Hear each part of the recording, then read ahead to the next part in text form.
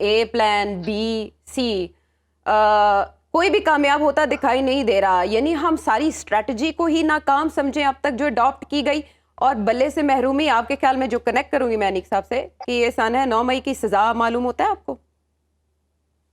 देखें, अगर आपने ये कहना है कि बल्ला सानिया सानिया 9 मई की वजह से हुआ है, तो इसका मतलब यही है कि ये फैसला जो है ना कानूनी है ना आईनी है, और ना इसका कानून से कोई लेना देना है।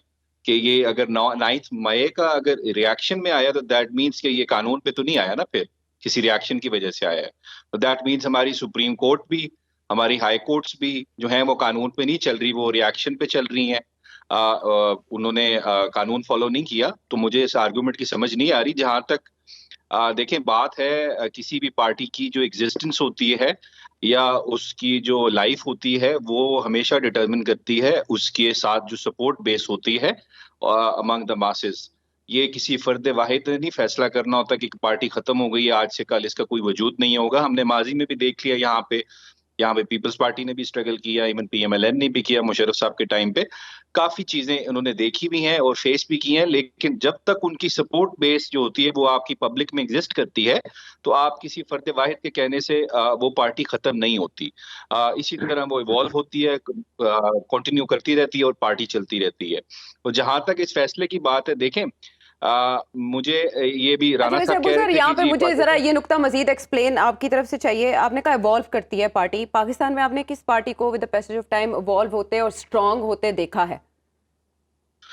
देखें, अब मैं तो आपको पॉलिटिकल हिस्ट्री जो बाकी जैसे हमारे साथ भारत में भी पार्टीज इवॉल्व की हैं विद पैसेज ऑफ टाइम, लेकिन अगर पाकिस्तान को देखें तो यहाँ पे मुझे अभी तक किसी पार्टी को इवॉल्व होते हुए मुझे नजर नहीं आ रही, ना मैंने कभी देखा है। हम्म। क्योंकि हमने देखा है कि पीपल्स पार्टी एक बड़े अच्छे मैनिफेस्टो के साथ बनी थी, उसकी एक आइडियोलॉजी थी। विद पैसेज ऑफ टाइम वो काफी स्ट्रगल भी करते रहे, 10-12 साल की रेजिस्टेंस थी, फिर बेनजीर भुट्टो साहब ने उसको बड़ा अच्छा चलाया। हम्म। लेकिन हमने ये देखा कि जब से उसकी रेंज जो है आसिफ अली जरदारी साहब के पास आई है, तो वो पार्टी इवॉल्व करने के बजाय उल्टा रिस्ट्रिक्ट होती गई। मतलब उसकी जो सपोर्ट बेस थी वो कम होती गई। वो क्योंकि आइडियोलॉजी उस तरह की पार्टी की नहीं रही जिस तरह आइडियोलॉजी मूव करती है बड़े लीडर्स के साथ। ठीक और है। इसी तरह अगर आप देख लें, जिस हम्म। तरह पीएमएलएन है, हम्म। पीएमएलएन जो होती है वो सीजनल तौर पे बड़ी बनती है, क्या कहते हैं, सिविलियन सुपरमेसी की चैंपियन। हम्म। उसमें बड़ी बड़ी बातें होती हैं आइन की, कानून की, कि जी कोई इदारे की मुदाखलत नहीं होगी जमहूरियत के ठीक है। अंदर। लेकिन वही पीएमएलएन फिर थोड़े अरसे बाद जब उनको पावर नजर आती है, तो हम्म। वो कॉम्प्रोमाइज करके उन चीजों को सारी को भूल जाती है। हम्म। तो इस वजह से पाकिस्तान में मेरे ख्याल से शायद लैक ऑफ पॉलिटिकल लीडरशिप है, या इस तरह डेमोक्रेसी मैच्योर नहीं हुई।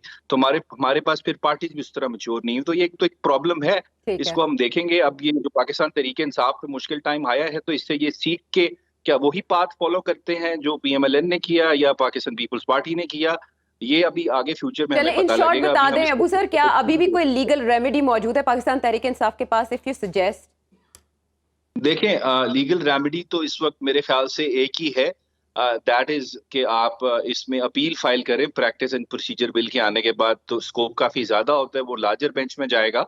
क्योंकि हम्म। जो करंट बेंच था headed by the chief justice, उसमें तो कानून आइन की तो इतनी बात नहीं हुई, सवाल जवाब हुए, हमने सब ने देखा उसमें क्या चल रहा था वहां पे। कि हम्म। गौहर साहब से पूछा जा रहा है कि आप कब पार्टी में आए, आप कैसे चेयरमैन बन गए, हामिद खान साहब को चेयरमैन बनना चाहिए था, हम्म। ये अनअपोज्ड इलेक्शन क्यों हुए हैं, बाकी पार्टीज के भी तो हुए हैं। तो मुझे तो वो हेयरिंग समझ नहीं आ रही, उसमें आइन कानून की क्या बात हुई है। और उसके साथ साथ उस हेयरिंग के अंदर जो ऑर्डर आया है, उस ऑर्डर में आर्टिकल 17 का जिक्र ही नहीं है, जी। जो फ्रीडम ऑफ आपका association, right to contest election आपको देता है। तो ठीक है। 11 मेंबर की सुप्रीम कोर्ट की जजमेंट है जो हम्म। ये कहती है कि किसी पार्टी को इंट्रा पार्टी इलेक्शंस की बेसिस पे आप किक आउट नहीं कर सकते, उनका उनसे सिंबल नहीं ले सकते। हम्म। तो काफी उसमें मसाइल मौजूद हैं। तो अपील में अगर जाती है डिफरेंट बेंच के पास, तो मेरे ख्याल से काफी चांस है ये सेटिसाइड होने। अभी जो पीटीआई का वोट बैंक है अबू जरा, आपके ख्याल में वो कैसे तकसीम होगा?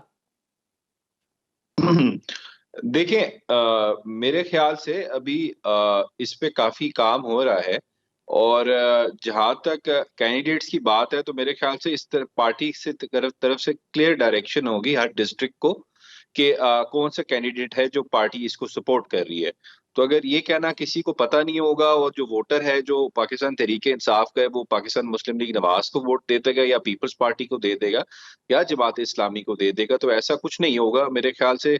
मॉडर्न मीन्स है, हर किसी को पता है, सबके पास सोशल मीडिया है, सबके पास सेल फोन है और बहुत सारे इनोवेटिव तरीके होते हैं आपके पास, जिस तरह आप वोटर को एजुकेट भी कर सकते हो, इन्फॉर्म भी कर सकते हो। ठीक तो है। जो कैंडिडेट होगा, हर डिस्ट्रिक्ट का रीजनल बॉडीज हैं, डिस्ट्रिक्ट बॉडीज हैं, हर पार्टी की होती हैं, इधर यहाँ पे तहरीक इंसाफ की भी है, तो सबको पता होगा कैंडिडेट कौन किसको सपोर्ट कर रहा है। अब जैसे मैं अपना मियावाली का बताता हूँ, इस वक्त 6 कैंडिडेट जो हैं, 4 एमपी के 2 एमएनए को पूरे मियावाली को पता है कि ये पाकिस्तान तहरीक इंसाफ के सपोर्टेड कैंडिडेट है और पार्टी उनको ऑन भी कर देगी, जो नोटिफिकेशन जिस तरह निकालती है उस तरह कर देगी। तो मेरे ख्याल से इतना ये इशू नहीं होगा। हाँ, फर्क पड़ेगा, जाहिर बात है, पार्टी का एक सिंबल होता है, वो यूनिफॉर्म सिंबल होता है, तो एक यूनाइटेड फ्रंट के साथ वो आपको नजर आता है, ये कैंडिडेट है, यू आर 100% क्लियर। लेकिन ये कह देना कि वोटर जो है वो बेवकूफ है, उसको पता नहीं लगेगा कि इसको वोट देना नहीं देना, वो पाकिस्तान अब काफी चेंज हो चुका है और लोगों यहाँ पे काफी चीजें इन्फॉर्म्ड हो गए, काफी लोग चले यहाँ पे, तो अले मेरे ख्याल से लेने में इतनी प्रॉब्लम नहीं।